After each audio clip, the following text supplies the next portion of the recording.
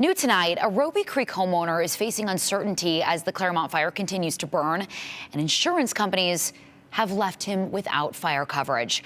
Aspen Chumber joins us in studio. And Aspen, this insurance crisis really isn't anything new for Idahoans living in the mountains. Right, and the intensity of wildfires in Idaho have pushed insurance companies to question whether the risk is worthwhile. For this homeowner, he says it's tough playing what feels like a waiting game to see if his house will still be standing when this is over. Oscar Williamson and his family bought this cabin in Robie Creek last summer. It's like you enter a new paradise over here. It's quiet, trees, it's real luscious. For about the last year, they've been renovating it to be a place he and his family in Nampa can escape to. Earlier this month, Williamson listed the home as an Airbnb rental and has already had a few guests come stay.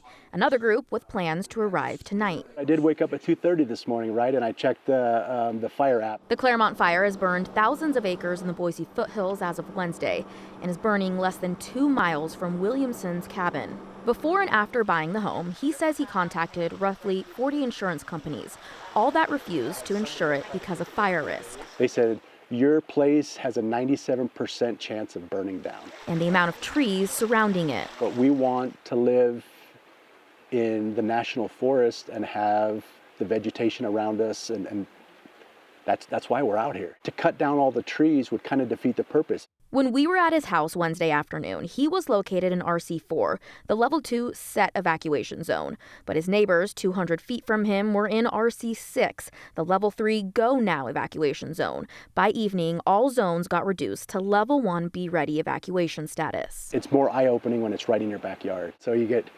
you don't want to lose your home.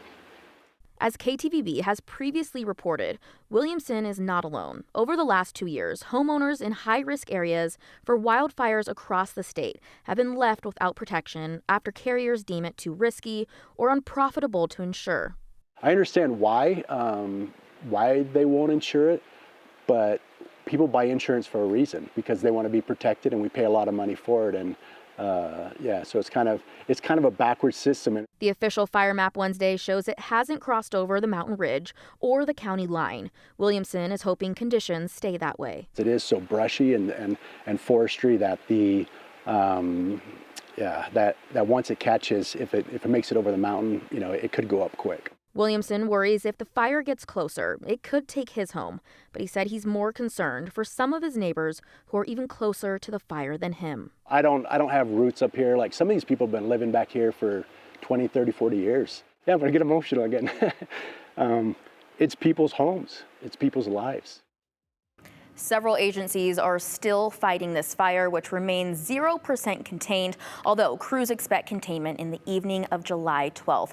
Morgan Williamson and many others are expressing appreciation for the crews working around the clock to get this fire under control. I mean, it's incredible, Aspen, driving back into the station today and looking up at the foothills, and there wasn't a ton of smoke coming off that fire. Yeah, so it looks much better today than what we were seeing yesterday. Yeah, still difficult to see those foothills charred, though, Aspen. Thank you.